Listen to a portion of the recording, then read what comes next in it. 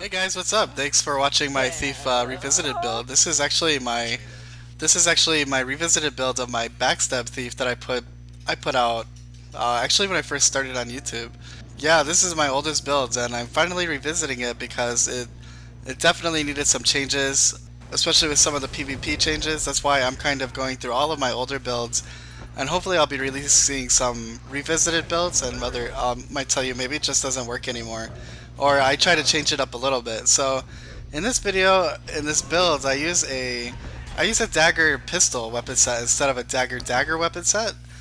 Because it just gives you a lot more utility with blinds and stealthing, and also interrupts than a dagger does. A dagger is mostly just really high burst damage, but with the dagger pistol, it's more methodical, and you also get a lot more utility, like I said before.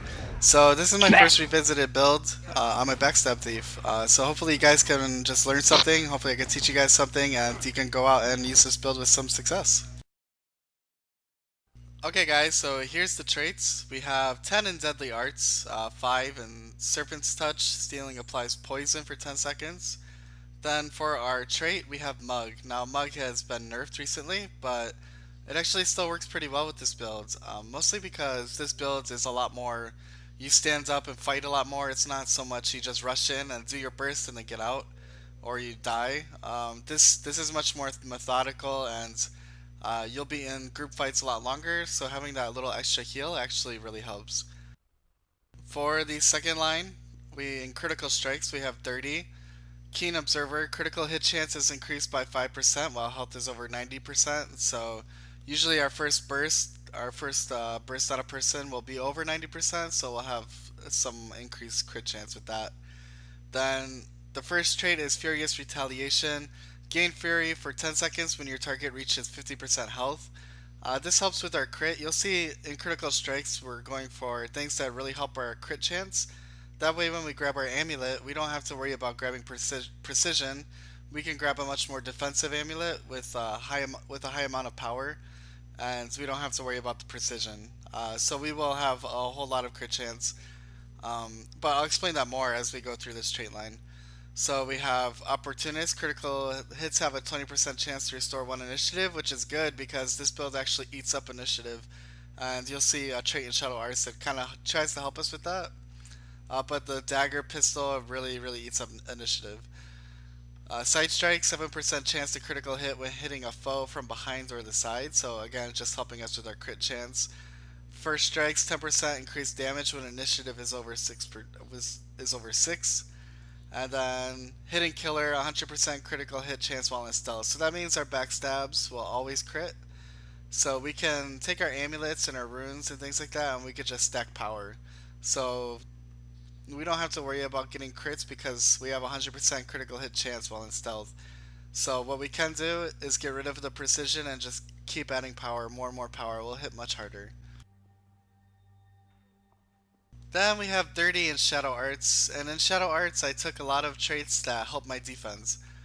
So as we go through you'll see, but I have, with Deadly Arts and Critical Strikes, I have so a little more burst and I have a lot more crit chance. And then in my Shadow Arts, I'm going a lot more defensive. So we have Last Refuge, use Blinding Powder when your health reaches 25%. Then we have Infusion of Shadow, gain 2 initiative when using a skill that stealths you. So like I said, the Dagger pistol set eats up initiative pretty fast. So getting that 2 initiative back whenever we use a stealth, that's really good. The Meld with Shadows, stealth skills last 1 second longer. And Shadow's Embrace, remove one condition every 3 seconds while in stealth. So these don't have too many condition removals. Well, on my build anyway, so this really helps since we'll be going into stealth a lot. It's removing a condition every 3 seconds. So basically, every time you go into stealth, you're going to remove a condition. Hidden Assassin, gain might for 15 seconds when you go into stealth. And again, we're going into stealth a lot, so that might's going to be stacking up and it's going to add to our total power. So it's just, we're going to be doing a lot more damage with this as well. And Shadow's Rejuvenation, this is a trait I really love in the Shadow Arts. Regenerate health while in stealth. So we are going into stealth a lot, so every time we go into stealth we will be removing a condition from our Shadow's Embrace, and we'll be healing up a little bit from Shadow's Rejuvenation. Okay, so let's look at our runes and our sigils and our amulet. Okay, guys, so for the runes, I have runes of strength. So this gives us more might duration, and remember, we will be getting might every time we stealth. So this will let us stack might a lot more. And it has power on it as well. Like I was telling you before, we don't really need precision because we have a lot of more crit chance through our traits. So we really want to stack power. And then our 6 set bonus plus 5% damage while under the effects of might. So just being under might, even if it's one stack, we're getting a 5% damage increase. So I love these runes for this build. It really stacks up power and it stacks up your might duration as well, which will also help just stacking up the power. For the sigils, I have Sigil of Superior Air, cause a lightning 30% chance at critical to cause a lightning strike. And I have Sigil of Superior Bloodlust. For any DPS spec, I love this, especially in this build. I'm trying to stack up power. So as I kill people, I'm getting more and more power. So I love this build. I love this sigil for this build. And on my short bow, I have Sigil of Superior Energy. I gain 50% endurance regen. I usually just use the short bow to escape, so it makes sense to get some more endurance back in case I have to dodge. And for my amulet, I am using the PvP Soldier's Amulet. So I can stack up power. I don't need the precision, so I can actually get rid of the precision and grab a defensive trait or a defensive stat instead.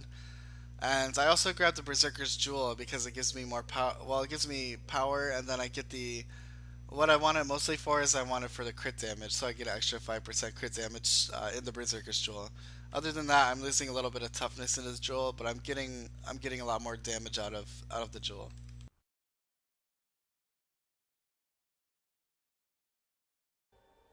Okay, guys, so let's go over the basics of this build. I am using a Dagger pistol weapon set. So the main thing we want to focus on is our number 5 with our pistol. This is black powder, which will, if we use it, will put down a smoke field. Now, smoke fields are useful for stealthing and also blinds, depending on what type of finisher you're using. Um, and it's not just the field, but whoever you're targeting, when you hit 5, it actually does shoot at them and blinds them. But if it's only once, if we were standing up here, they get stuck in the blind field, in the smoke fields, and the blind will keep refreshing. So they get attacked 2 or 3 times and ends up never hitting you. So the way we go stealth in this build is you use your black powder, which puts down your smoke field, and then you use your heartseeker. Well, I was out of range, I think, but you kind of hit him with your heartseeker, then you pop into stealth because the heartseeker's a leap finisher, and if you leap through a smoke field, then you go into stealth. So we will hit him with the heartseeker, and we're still in stealth. Then we can backstab after that. So now the next thing you want to focus on is your number 4, which is your headshot. Don't use this too much, but use this on classes that are about to do a big burst spell on you, or a big burst skill on you. I'll show you in some PvP later when I was dealing with Ceres, when he would use his kill shot or his volley on his rifle warrior, I would use my headshot to interrupt it. So if there's a class about to do, like I said, a kill shot or any type of big burst that they're about to do, you can interrupt them by hitting number 4. Now remember, we do need a lot of initiative for the stealthing, so you don't. That's not something you want to be spamming. But especially if you're on like a 1v1 situation, it's something you want to definitely keep it in the back of your head to use. So for the utilities, I'm bringing haste, which has actually been buffed a little bit because it used to be 0% endurance regeneration, but since they nerfed quickness, they actually buffed up haste, so it's 50% endurance regeneration now instead of 0%. For the heal, I'm using hide and shadows, just because it gives me another stealth, and of course it removes some conditions and gives me regen as well.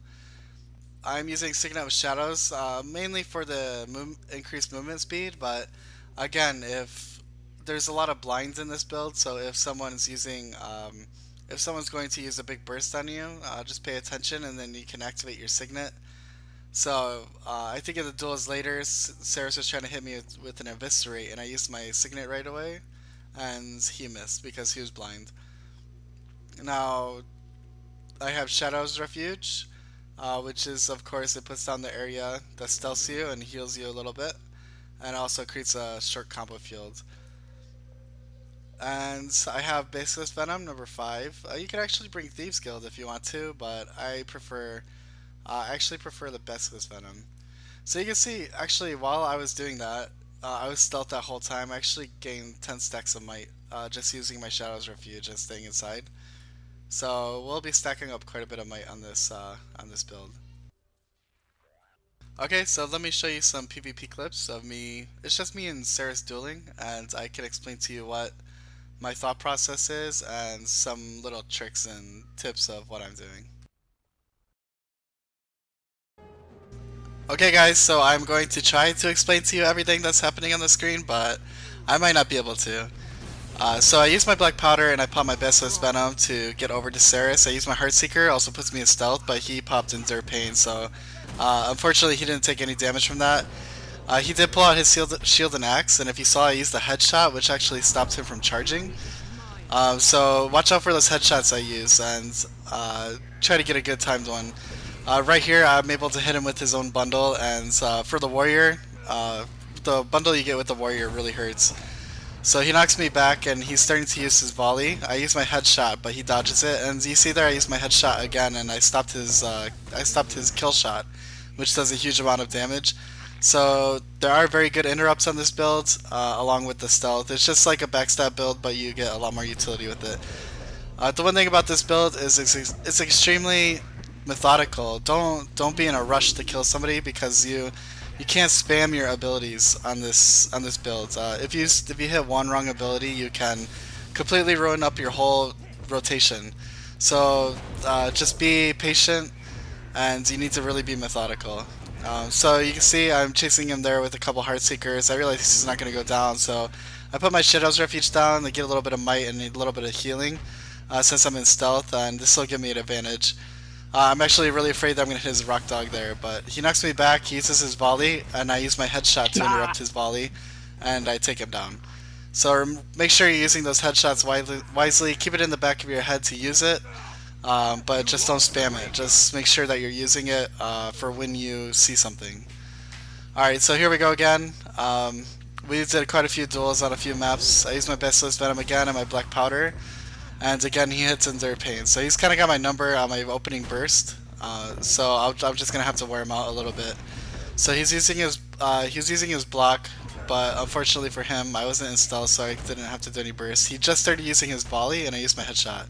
Now he's trying to use a kill shot, and I just dodge it because I didn't want to waste any more.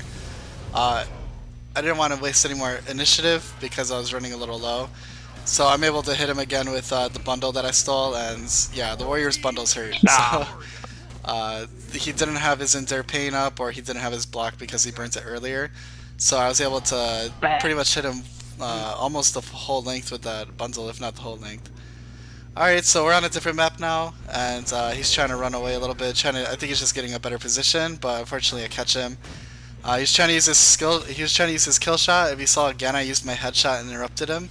Now he's just trying to get a better position, which isn't going to happen. I'm not going to let him go.